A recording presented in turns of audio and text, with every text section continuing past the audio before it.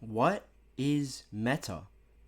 Fully abbreviated, META actually means most effective tactics available.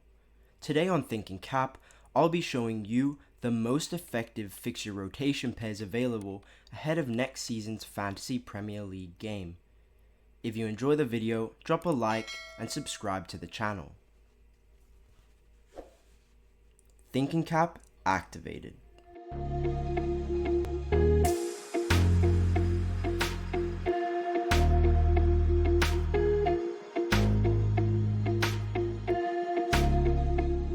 You might be asking yourself, what can I gain from fixture analysis from fixture rotation pairs?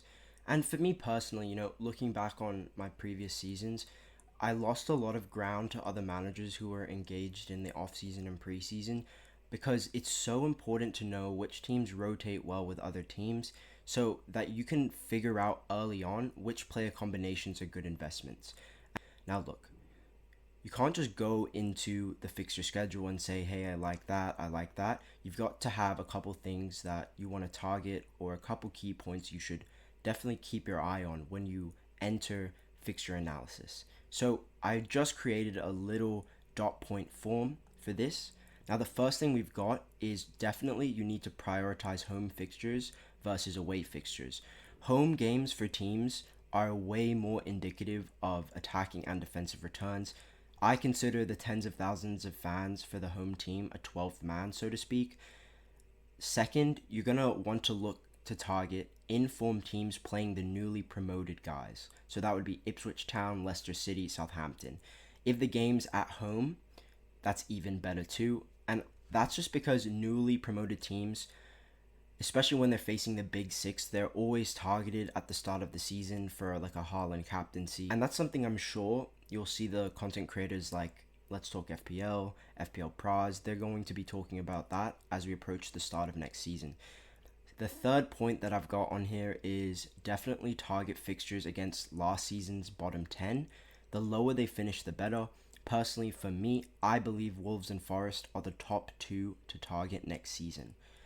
And the final point on this list is definitely make sure you note down when you're going to need to own Man City assets. For instance, if they play one of the promoted teams at home. And there's an early example of this where Man City actually play Ipswich Town at the Etihad in game week 2. You're definitely going to want to own Haaland. You're probably going to want to own another City asset, maybe even a triple up at this point. So it's just something to note and keep your eye on because they are the best team in the country. This is the rough hop on, hop off rotation plan that I've created for myself for game weeks 1 to 20. I do believe it's fully meta. So first, let's talk fixture access. Out of 20 games, you get access to 12 fixtures versus the promoted teams, 7 fixtures against teams that finished bottom 10 last season, and the one remaining fixture is against a top 10 side, which is actually the Manchester Derby. You'd be owning the Man City asset. Some would argue that's a tough fixture, some would argue it's an easy fixture. I think it's okay to play, depends on how both of those teams look in preseason and at the start of the season. So 15 out of these 20 games are at home, which is really strong. We spoke about before how important it is to highlight home fixtures versus away fixtures. So the teams involved in this pairing are Newcastle, Brighton, Arsenal, Man City, Man United, and Fulham. It only requires 5 transfers from game week 1 to 20. Let's break it down. So in game week 1, you'd own Newcastle and Fulham assets. Personally, for me, I'm aiming for this to be a defensive rotation, but you can use it in the midfield and in the forward positions if you'd like to. So game week 1, you'd start your Newcastle asset against Southampton at home. Really, really good fixture. Game week 2, you'd rotate your Newcastle asset to the bench. You'd play your Fulham asset against Leicester at home in game week 2. And you'd also play the Fulham asset in game week 3 against Ipswich away. Now, in game week 4, you make your first transfer and you move your Fulham asset to a Brighton asset. Brighton have Ipswich at home in game week 4 and Nottingham Forest at home in game week 5. 2 really good fixtures. In week 6, you move your Newcastle asset onto an Arsenal asset. Arsenal have Leicester at home in game week 6.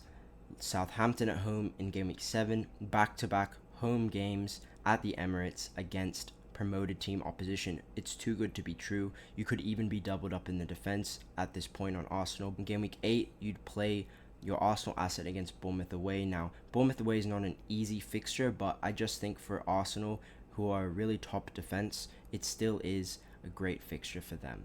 Game week 9, you'd move your Arsenal asset onto a Man City asset. Man City have Southampton at home in game week 9, where you'd play them, and in game week 10, they've got Bournemouth away again. Man City are a good defense, so I still think there's a lot of upside in the Bournemouth away fixture. Game week 11, you'd move your Brighton asset to Man United asset. Man United have a really peachy run from game weeks 11 to 13. They play Leicester at home, Ipswich away, and Everton at home. Really solid fixture, and I definitely want to jump on that. And then in game week 14, you'd rotate your Manchester United asset to the bench. You'd play your Man City asset against Nottingham Forest at home. Game week 15, you'd play your Man United asset again against Forest at home as well. So you're getting back-to-back fixtures against Forest at home. We highlighted before, and personally for me, bottom 10 opposition, and I do expect Nottingham Forest to be weak next season. Then in game week 16, you're playing your Man City asset against Manchester United at the Etihad. Game week 17, you're moving your Man United asset back to Fulham. Now, the reason you're doing this is because Fulham rotate really well with Man City from game week 17 to 20. So you'd do that transfer and you'd play your Fulham asset against Southampton at home. Great value in that fixture. Game week 18, you'd play your Man City asset against Everton at home. Game week 19, play your Man City asset against Leicester away. And in game week 20, you'd rotate your City asset to the bench and you'd play your Fulham asset against Ipswich at home. So I just think that this rotation plan for the first 20 game weeks is really solid. Game weeks 1 to 10, you're getting 7 promoted team fixtures. Looking at just that, you're getting some really, really great value. And as well, 7 out of 10 of those games are at home. Game weeks 11 to 20, you're getting 5 promoted team fixtures, which is not as good, but still decent. You're getting 8 home fixtures, which is really solid. And you're investing overall in good defenses. Just wanted to show it to you so that when you start to jot down your own little rotation plans, you should aim for something like this. A lot of promoted team fixtures, a lot of bottom 10 fixtures, and a lot of home games. Now we're going to move on to the individual team rotation pairings from game weeks 1 to 20. The first rotation pairing we're going to be looking at is Man United and Villa. Let's talk fixture access. So game weeks 1 to 20, you're getting 7 fixtures against the newly promoted teams. You're getting 11 fixtures against bottom 10 opposition from last season, which is really solid. Getting 13 home fixtures, 7 away, which is okay. So game week 1, you start with obviously United Villa assets. You're going to play your United asset in against Fulham at home in game week 1. Game week 2, you'd play United asset against Brighton away. Game week 3, now United hit Liverpool at home. Villa have Leicester away. You're going to play Leicester away all day, every day. Game week 4, you've got a little coin toss between Everton at home, Southampton away. Depends which team starts the season better, but I do value Southampton as the worst team in the Prem coming into next season, so I would play the United asset. Game week 5, Wolves at home for Villa is much better than Palace away for United. Play the Villa asset in game week 5. Game week 6, same thing. Play the Villa asset against Ipswich away. Game week 7, the two teams play each other, so depending on which team looks stronger, I would say, play either or. Game week 8, you'd play the United asset against Brentford at home. Game week 9, you've got Bournemouth at home for Aston Villa. Game week 10, Villa have got Tottenham away. You'd play the United asset against Chelsea at home. Just because I'm not too sure about Maresca, and I think, yes, value the home fixtures, as we've said previously in the video. Game week 11, now, we spoke before how good United fixtures are from game weeks 11 to 13. Game week 14, you'll play the Aston Villa asset against Brentford at home when United have Arsenal away. Now, that's a really good rotation there because you can skip the Arsenal fixture at the Emirates. Game week 15, this is not ideal, but both teams have really good home fixtures. United with Nottingham Forest at home, Villa with Southampton at home. Game week 16, you're able to avoid Manchester Derby by playing the Villa asset against Forest away, which is an okay fixture. Game week 17, you avoid Man City at home when Aston Villa plays them. And you get Bournemouth at home for Man United. Now, look, I know Man United lost that fixture 3-0 last season. It was very disappointing, but I do expect us to be much better next season when we actually have a left back and we're not just fitting square pegs in round holes, so to speak. So, game week 18, you're getting Wolves away. That's the Man United game. Villa have got Newcastle away, not a good fixture at all, steer clear. Game week 19, you'd play Villa against Brighton at home, just because I think at this moment, Villa's home record is better than United's home record, just based off last season. And in game week 20, you'd play the Aston Villa asset against Leicester at home, when United have Liverpool away. Overall, it's a really, really good rotation pair. You're getting Fulham, Brighton, Leicester, Southampton, Wolves in the first 5. Then you're getting Ipswich, United, Brentford, Bournemouth, Chelsea in the next 5. 11 to 16, you're getting Leicester, Ipswich, Everton, Brentford, Southampton, Forest. And then 17 to 20, you're getting Bournemouth, Wolves, Brighton, Leicester. So basically in every patch, you're getting good home games, you're getting promoted team fixtures, and you're getting bottom 10 fixtures too. There's not much to dislike. If you don't like when they both play each other in game week 7, just move one of the assets on, because there's other teams that rotate well with United and Villa. Anyways, let's move on to our next rotation pairing. So our next fixture rotation pair is actually Everton and Newcastle.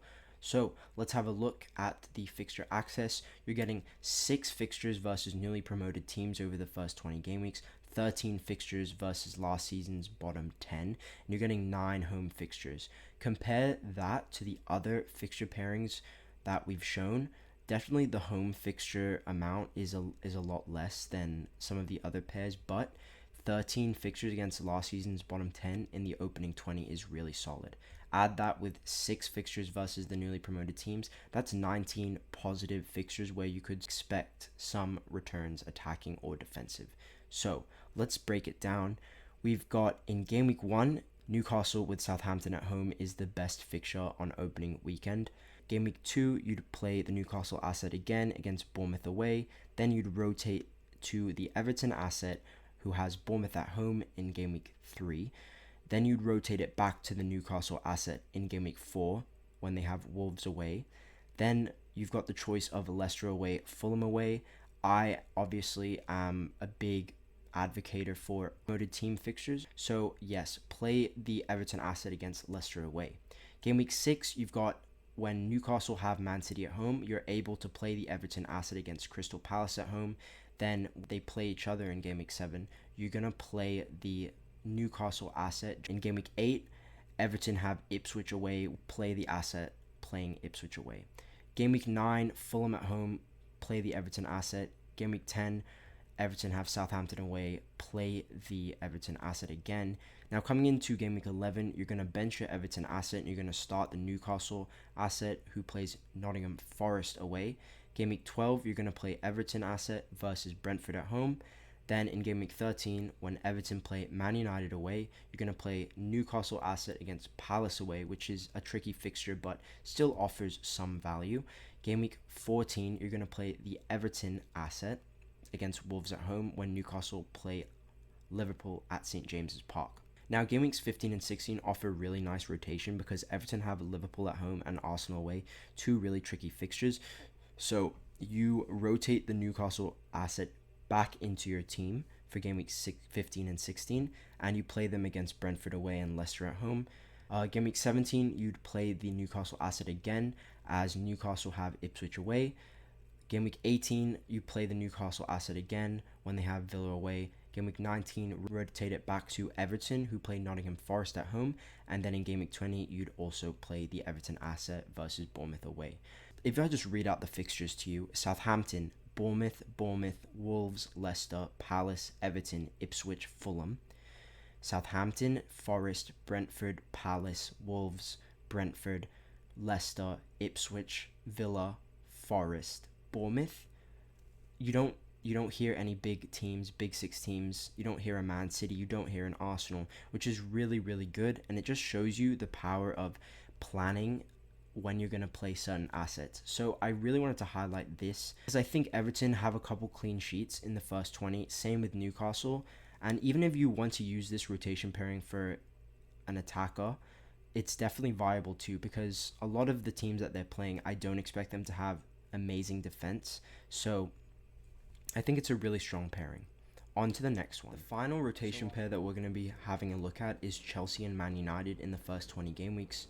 You only get 5 fixtures against newly promoted teams, but you do get 12 fixtures versus last season's bottom 10 teams, which is really solid.